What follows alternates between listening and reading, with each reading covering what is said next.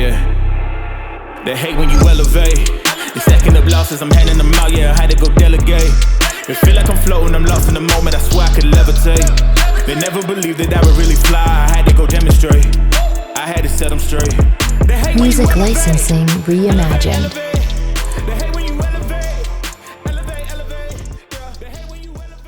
So just to show you guys, man, like how hard I was working, hard, like it's crazy. When I went to look back at it, I was kind of amazing myself, proud of myself for all this accomplishments.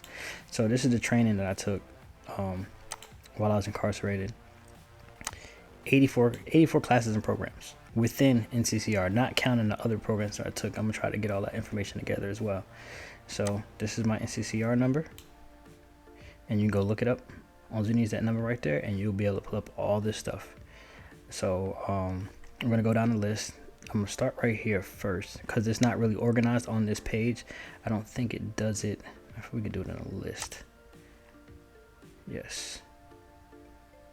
We could do it in a list. Yes, we can. Okay. So, all right, yeah, that'll work. So, it's not in order, so the dates are gonna be kind of mixed up or whatever the case may be. So we could start. Yeah, you got the number already. So we can start. Whatever. So Masonry 2014, but it started right here with the core. This is when I first got in there in that class. And you have to take the core to take anything else, just like if you're taking college courses. You have to take the core first before you get into any one of these other programs. If you can't pass the core, I won't say you're not supposed to be there, but you know, you're not adequate enough with basic hand tools and just basic things you're gonna need to go any further. So like I said, the date's gonna be mixed up, so just follow along. Took masonry, whatever, right? Levels completed. It says completed crafts, right? This matter of fact, and this one, that's right, because certain trades, they didn't have all of the, I want to say all of the books, but all of the equipment, and they wouldn't have access to certain things to complete it. But in masonry, I was able to complete everything in it, from the core all the way to module 3, which is 3 levels into it. Then the HVAC, carpentry level 1, electrical level 1, electrical level 2, HVAC level 1, HVAC level 2, introduction into skills for crew leadership, masonry level 1, level 3, see that's a 3, oriented into carpentry, and this is all like pretty much the test that I had to take within each course, and it's a lot, and this is all just carpentry right here. So this is it's a lot. I'm not gonna read it all because it's like just too much. Matter of fact, we're gonna have to go back to the grid because that lays everything out. There we go. So yeah, because it'll be too much to go through. All right. So okay, HVAC, boom, electrical level 2, HVAC level 1, 2, masonry level 1, 3, and 2, the welding level 1 and 2, orientation carpentry, and then this is all like the tests and classes and stuff that we took individually with each one. So I mean, this is everything: floor systems, building envelope systems, basic stair layout, wall systems, framing, HVAC, mathematics.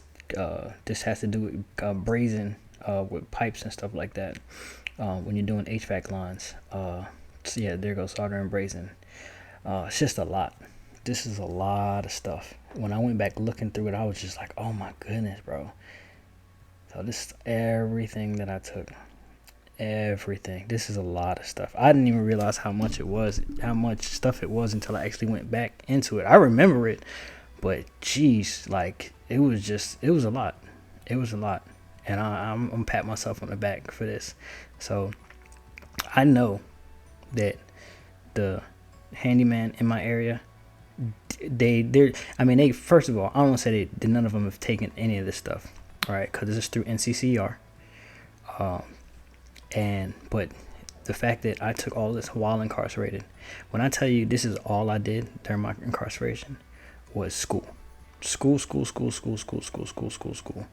through the whole time. Now let's look at, this is my serve safe. This is 2 completely different fields, completely different.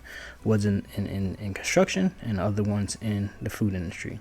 So with this one right here, This is when you log in. You could pull up this information, but you can't log in like this unless you have my, if you're in my profile. So this is within my profile. I'm gonna show you all my exams. This is, we're looking on the student portion of the profile, and of course this is me, you know what I mean. And this is my dashboard. So these are all the exams I took from start to finish. So back in 2013, when I first got ServiceSafe certified, when I first came into the program, and I had no intentions on actually pursuing this as a instructor and proctor. I just did it just in case I had to work in any restaurant at all that I would get top pay, and I would be in like manager position. And there's a reason for it, because I know a lot when it comes down to this stuff.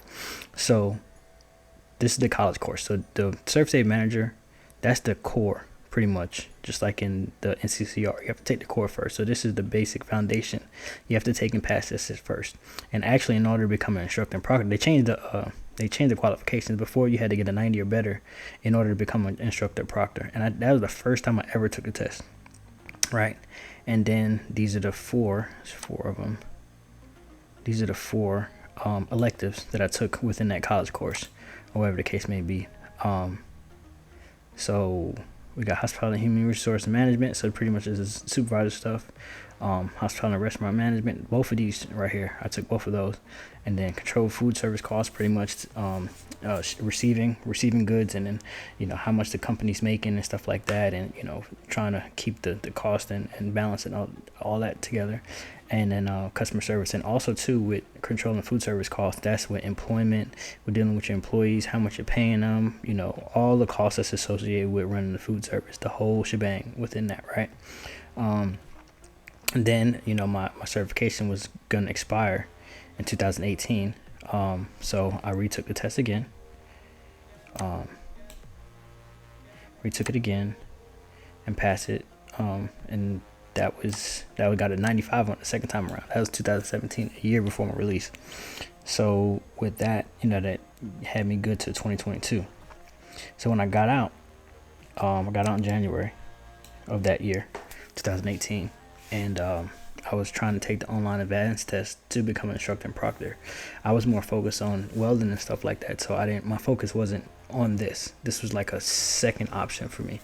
So with that, I took this test, failed it, bombed it. You see, and that really discouraged me. I was like, oh, I'm not messing with this right now. I'll come back to this later on. So the following year, I came back, tried it again, bombed it. And you can only take it 3 times within a year. If you fail it 3 times within a year, you cannot take it again. So I took the test, failed it, came back again, got a little bit higher score, but I failed it again. Even though this is a B, you have to get 100 on it in order to qualify. Then on that third go around, third time's a charm, boom. Got it. So I passed 2019. That was the first time I was able to be an instructor and proctor, and then I went forward from there. Now, I had to recertify, and I went and did that. And yes, this is not a premier score, but I'm gonna tell you like this: I ran through that test. I actually went through it too fast because I was just rushing, because I already knew everything. I knew the majority of it. I'm like, as long as I pass it, that's what I was worried about. Which is, I really should have scored higher. I'm not really proud of the score, even though it's a passing score, it's a B or whatever. But I'm really I like 90s and better, or 87s or 89s, A minus and better. I'm cool with that. So then I went to take I had to recertify my proctor's certification again, and then first time failed it because I was rushing, and then finally took it again, and this right now is current. So this is what I'm riding on right now. So, and then I could print out and view all my certifications and stuff like that. So pretty much I just want to show you guys that like, man, this was not something, all the qualifications that I got, it's crazy.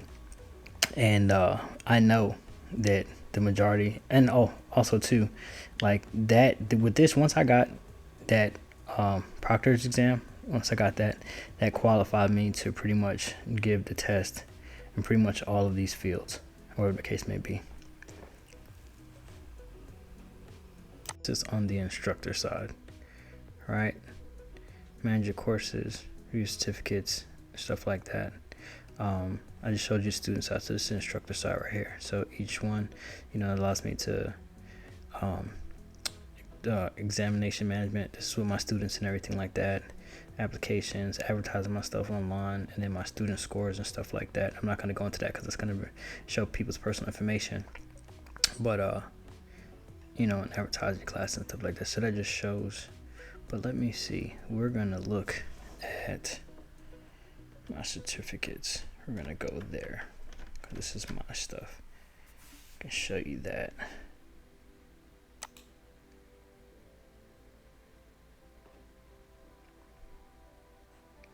So crap. So it's my certificates numbers, stuff like that. And as you can see, I took these classes 2 times before, so this will be my 3rd time certifying for Serve Safe Manager. Let me see, let's do this.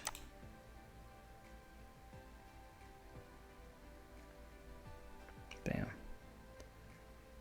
And this is good until to 2025, whatever case may be, because you got to recertify every 3 years on that case may be. So let's go to instructor, and that's the same with that there. All right, and then. And you can go look up all this stuff with those numbers. You can pause it and get the certificate number and punch it in, and it'll pull this up. Or you can search for instructor and proctor, and find these. And this is what, like, if you take the managers Serve Safe Managers program, and and you pass. Whenever you go to your employer, you give them this certification number, or whatever case may be, and they can look you up. They can just go right online and just pull up your information to verify it and stuff like that. And you get your card, or you can order your certificate. But really, you could just go online and see. And then also too, like if you're getting a job, you can just actually email it directly from the website directly to your employer. Or if you're trying to teach classes in a particular place, you could just email this to whatever company you're deciding to go with. And as you can see right here, you can download or click view your certificate 24 hours a day. Wait, excuse me. It can take up to 24 hours to receive an email. But your exam score is now available. As soon as if you take the online exam, you'll get it right after you take the test, and it'll be there available to you right there. But if you do the paper exam, you have to send it off to the corporate office where they do to put the Scantron sheet in. And then you'll get your results back on the website whenever it's posted to the website. You just got to check it every so often. Probably get an email verification of it. I haven't done that in years, because I don't know if they changed it. But I know for a fact when you do the online testing, you get it right there on the spot.